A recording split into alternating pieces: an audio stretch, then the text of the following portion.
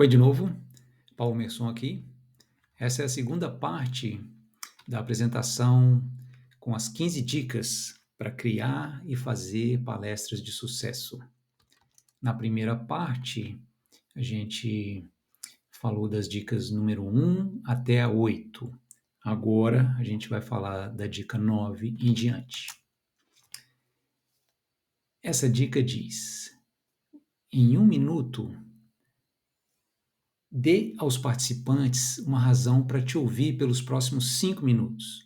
E nesses 5 minutos, dê a eles o motivo para te ouvir pelos próximos 30 minutos. Essa é uma estratégia conhecida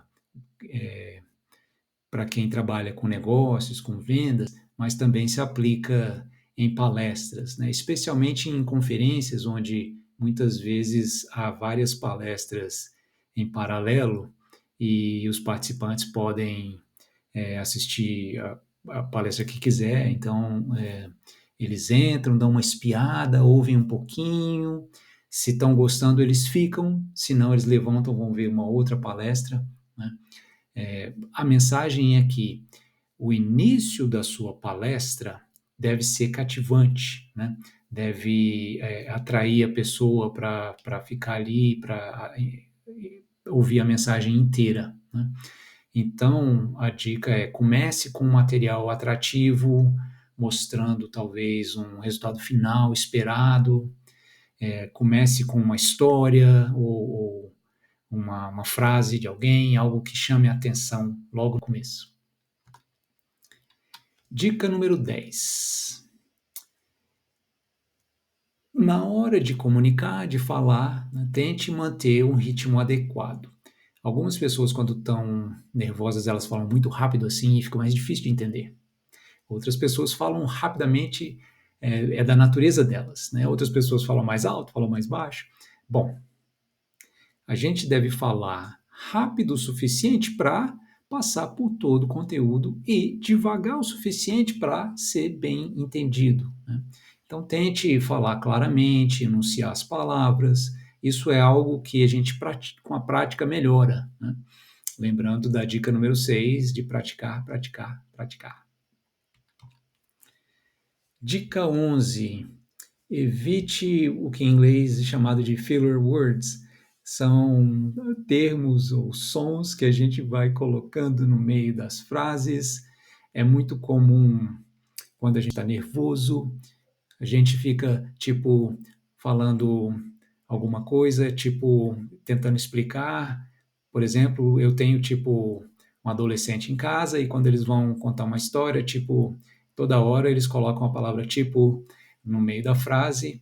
Outro filler word que é super comum para a gente é falar né no final de cada frase. Outro filler word que não existia quando eu era estudante universitário, mas virou algo super comum, e se vocês pararem, prestarem atenção, até mesmo em telejornais ou no rádio, as pessoas usam muito, é colocar o termo aí no final da frase, mesmo que não tenha nenhuma referência sobre, não tem necessidade de um advérbio local, de alguma coisa assim, mas as pessoas colocam aí. Enfim, são esses termos, sons, etc., que a gente vai colocando, às vezes por nervoso, no meio da frase, é um mau hábito e torna a comunicação menos eficiente. Então, a gente deve se treinar para evitar essas filler words. Em vez de filler words, uma estratégia é pausa. E essa é a dica número 12. Uma das coisas mais simples que a gente pode fazer para melhorar a efetividade da nossa comunicação é fazer uma pausa de pelo menos 1 segundo, né?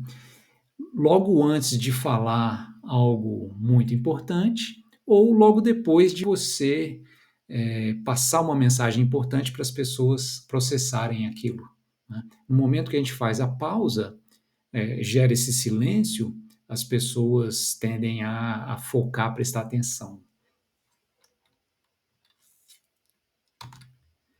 Dica 13: modular a voz, usar inflexão, variar o tom da voz. Algumas pessoas têm um tom monotônico, eles falam sempre no mesmo tom de voz, sem muita variação. Isso torna essa palestra um pouco entediante, como vocês devem ter percebido. Algumas vezes, professores universitários têm esse tom monotônico e muitas vezes alunos dormem em aula. Pois bem, a ideia é variar, né?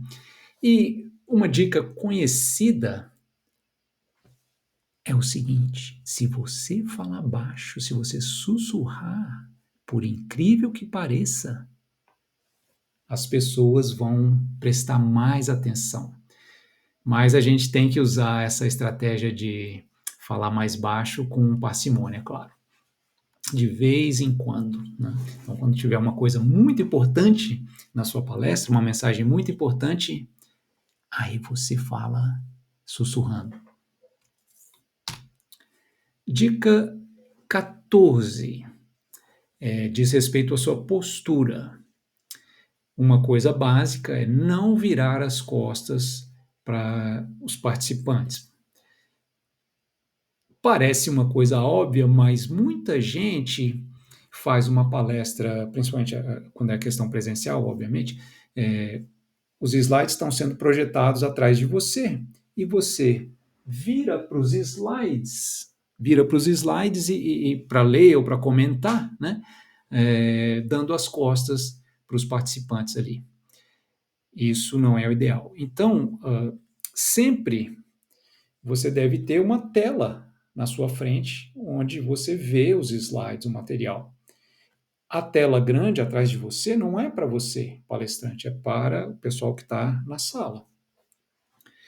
Eu, eu já tive situações no TCU onde eu fui fazer uma palestra e havia aquele modelo de alguém em algum lugar com um laptop, com a apresentação, e aí você faz um sinal ou diz próximo slide, clica, a pessoa clica. E você, palestrante, não está vendo aquela máquina, né? Você só tem o slide atrás de você. Não é o ideal. Né? O ideal é você ter um laptop ou uma tela qualquer, às vezes é um monitor, né, na sua frente, para você observar o que está sendo projetado. Ficar parado como um poste o tempo todo não é ideal. Tente se mover, né? Em muitos cenários hoje em dia há uma câmera, então você também tem que estar atento ao espaço da câmera, onde que ela está filmando. Num contexto onde não há um palco nem nada, como numa sala de aula, mova, você pode se mover no meio da plateia ou dos alunos aí, às vezes para responder uma pergunta, alguém faz uma pergunta, você pode caminhar até aquela pessoa, isso ajuda, né, no ritmo da palestra. Algumas pessoas, quando ficam nervosas, elas começam a andar de um lado para o outro, né? Isso não é bom. Outras pessoas ficam balançando assim, também não é bom. Então a gente deve se mover com um propósito, né? E o último bullet aqui menciona as mãos, né? Algumas pessoas também, por nervoso, colocam as mãos no bolso e as mãos ficam dentro do bolso o tempo todo. Também não é ideal, né? Deixe as mãos naturalmente ao seu lado, ou use para gesticular conforme você achar mais adequado, né? Mas haja com naturalidade nesse aspecto. E a última dica é a mais simples de seguir, né? Preparação técnica. A gente tem que lembrar da lei de Murphy. Então, minimize o risco de incompatibilidade do cabo, da conexão, de HDMI, DVI, USB-C, etc. Teste o seu laptop com um projetor, se for o caso. Verifique que a conexão de rede está funcionando. Verifique que o playback de áudio, de vídeo vai funcionar. E para isso é importante chegar antes no local da apresentação. em situações onde você não tem acesso previamente, né, eh, faça o que você puder fazer, às vezes é fazendo perguntas, né, para quem está na organização, sobre os requisitos técnicos, o que está disponível, para você ter certeza que vai tudo funcionar, né.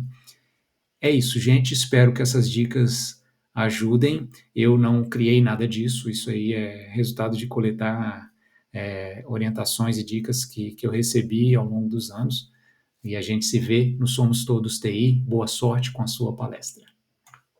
E se houver alguma dúvida, esse último slide tem meu e-mail da Carnegie Mellon, mas vocês me acham facilmente lá no TCU, no Teams, etc.